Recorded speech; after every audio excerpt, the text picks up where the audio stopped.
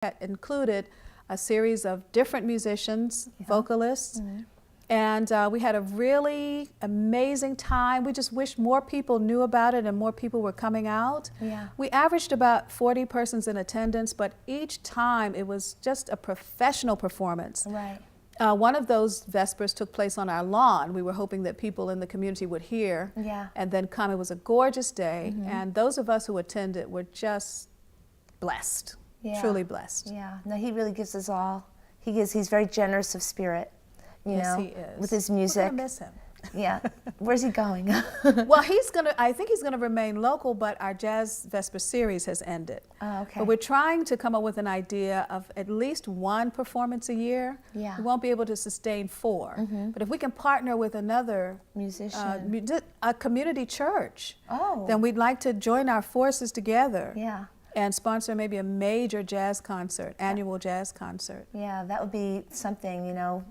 I could talk to you about that. I always have an idea. That sounds great. I do have an idea, you know, but no, that sounds like it would be a really good thing. I'm really excited about being a member of the church. You know, I think that what's particularly inspiring is the fact that you bring such a breath of inspiration to all of your sermons. You know? Well, thank you. You know, there are times you know, I have to say that there are times I walk out of there, as you know, breathless, you know, with some of the things that you preach about that are generally Bible-based. Would you say it's a Bible-based church? Well, I certainly hope so. Okay. I consider myself to be a Bible-based preacher.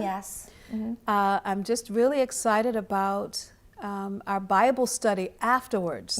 The preaching moment, I'm glad to hear that you're receiving a lot from that. I am. But what I get inspired most by is when we can come out of the sanctuary and go into our parlor and open our Bibles and have heart-to-heart conversations. And I learn from the members just as the members are learning from me. And those conversations get really intense and interesting and sort of out of the box and non-conventional.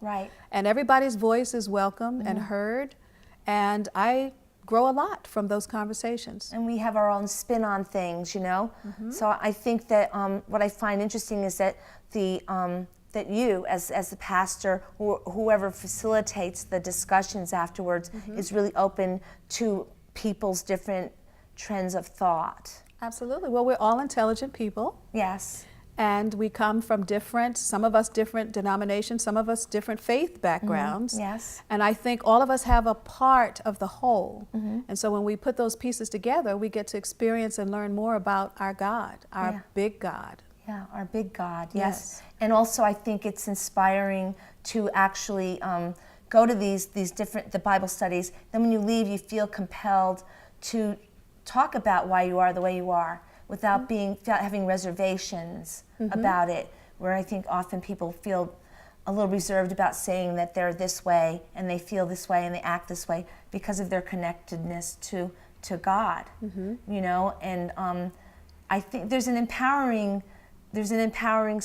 force in that church, you know. And so everything you do is for the good of the whole. And I hope that people are inspired not just to listen and participate in conversation, but apply what we learn to our daily lives and hold up that standard of what it really means to be a Christian, not just a church attender or a religious person, but to internalize the spiritual principles that we learn from Christ's mission and ministry. Christ's mission in your moment-to-moment life. Absolutely. And I say moment-to-moment, not day-to-day. That's right. You know, of course no one's perfect, you know. But we're striving. But we're striving for that. We try for that, you know.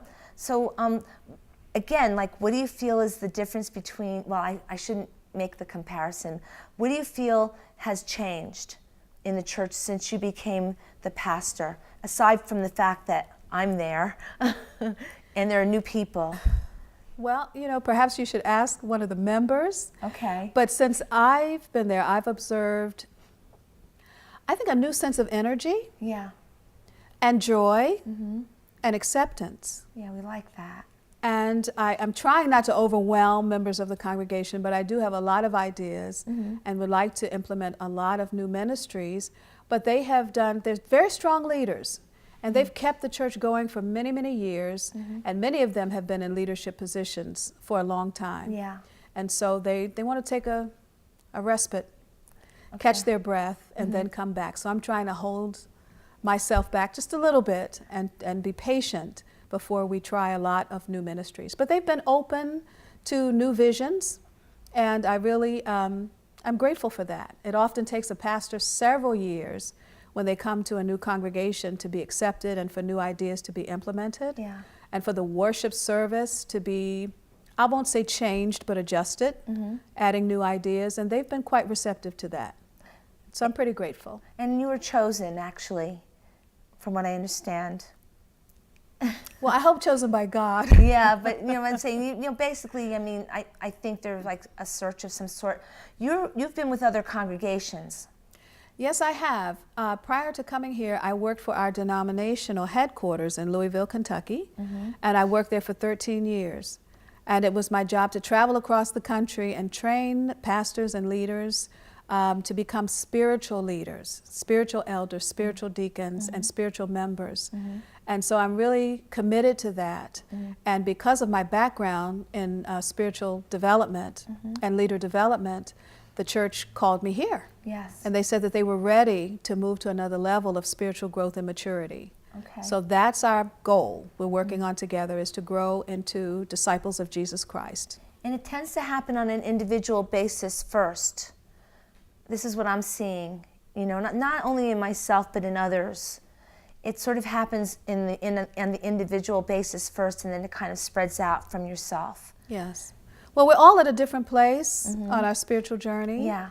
And so we're all going to receive the growth, Yeah. at different intervals, depending upon what's going on in our personal lives. Yeah.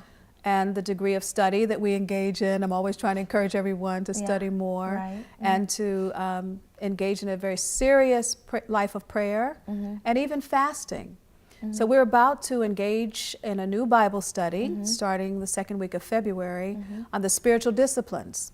Okay. So we learn how to develop skills to help us on our growth to become spiritual leaders. So fasting, huh? It's not my favorite thing. Yes. I barely fast from breakfast to lunch, Pastor. I'm just saying. Okay. Well, to starve the body is to mature the spirit. Okay. So we'll get there. Don't worry about it. We'll Okay. get there. We'll learn more about it, and Will we'll it grow hurt? to That's that. fine. Will it hurt? Yes. Just a little bit at first. Okay. You'll get used to it. Well, I'll revisit it. I'll consider. One day at a time. I'll consider it. Maybe one meal at a time. Oh, that's an idea. Yes. I'll try to go from breakfast to lunch and see how that goes. Yeah. But you know, you don't just fast from food. You can fast from other things. Yeah. Something that might be taking control of your life or has more control of your life than you would like it to have. Your language. Thank you. Television, Television. telephone, gossip, Yeah. just all kinds of things. You really take some self-inventory Yeah. and decide what you might need to sacrifice for a while and see how God speaks to you while you step away from that. As we approach a fasting season of Lent, That's right. you know, I mean, it's going to happen. It happens every year. That's right. You know, I think, you know, a lot of times people look at it like, what should I give up this year? Oh, I'll give up those Brussels sprouts again. Yeah, that's the easy stuff. Yeah.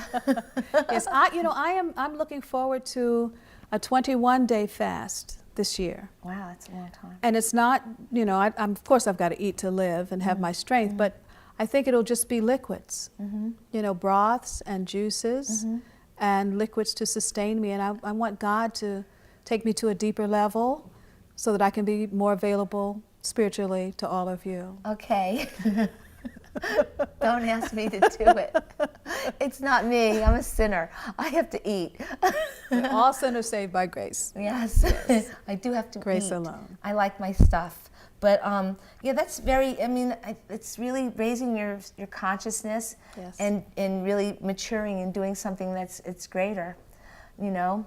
Like I said, moment to moment, you know, it's quite a venture, I can imagine, fasting.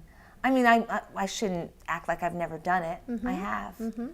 But, you know. Some people do it for medical reasons, and some people, everybody can't do it for medical purposes. Yeah. So you need to consult with your physician, of course, Yeah, yeah. and decide whether or not it's food or something else. Yeah. It's just, sacrificing, Right. depriving yourself of something in order to allow your spiritual person to develop a little more. It does kind of open up a different part of your mind. It does, I could fast from talking, I imagine. I've been told. Anyway, but on that note, I'm going to thank you again. Oh, it's a joy. And you must come back. You I'd must like to come do back that. and talk to us because, things are happening constantly over there at the Peekskill Presbyterian Church. And I've been witness to a lot of things that have happened in my short time there. And I know when we come back and talk again, you'll have even more to discuss. I will, and I'd love to come back and talk about PAPA, the Yes. Peekskill Area Pastors Association. Exactly. Maybe I'll interview 2 pastors. That'll be great. Yeah. That'll be great. Thank you for having me. Yeah, I've enjoyed thank you it so much. very much. Thank God you. bless you. And thanks again for coming to see the show. Thanks for tuning in. There'll always be someone interesting here, and I'll always be interested. Thanks again, and I'll say goodbye.